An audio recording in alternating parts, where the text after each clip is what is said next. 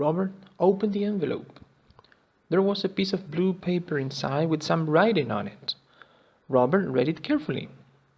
"If you find me, go and look in your biggest, oldest book."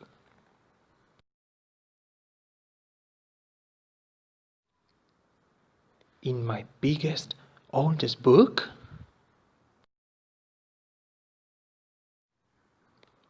Robert couldn't understand the message, but he put the piece of paper in his pocket. When he got home, he sat down and looked at the message again.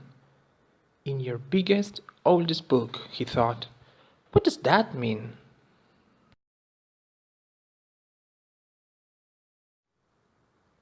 Robert decided to try something. He got a chair from the kitchen and carried it into the living room. Then he put the chair in front of the bookcase and stood on it. The biggest and oldest book was at the top of the bookcase. Robert took it down from the shelf. It was very heavy.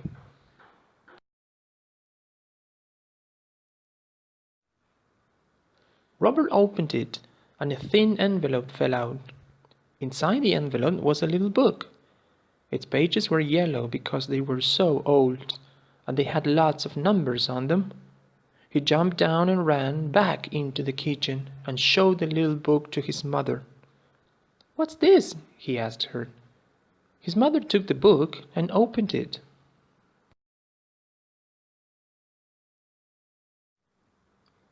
"It's the kind of book that banks gave people a long time ago," she said. "This person had lots of money in the bank. And look, there's a name on the front. It says Helen Bird." "I don't believe it. That was my grandmother's name. I'll go to the bank tomorrow and show this to Mr. Flagg."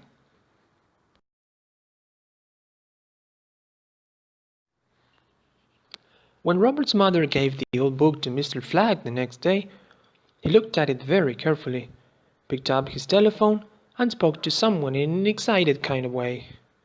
Then he put the telephone down again. He had a big smile on his face.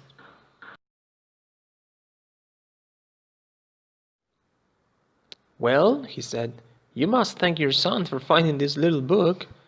Your grandmother left all this money in our bank for you a long time ago, but we didn't know that until now. What are we going to buy with it?"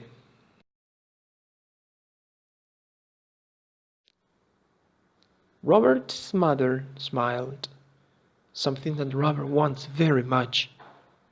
When Robert came home from school later that afternoon, he found a bigger envelope on the kitchen table.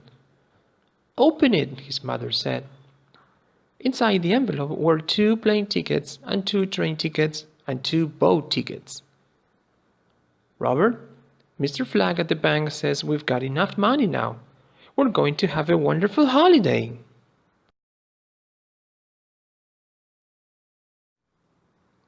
"Because of your grandmother's little book?" Robert asked. "Yes," his mother said. Robert looked out of the window at the sky. He couldn't see the big black and white bird high in the clouds, but he knew the bird was there. And because of the big black and white bird, Robert smiled.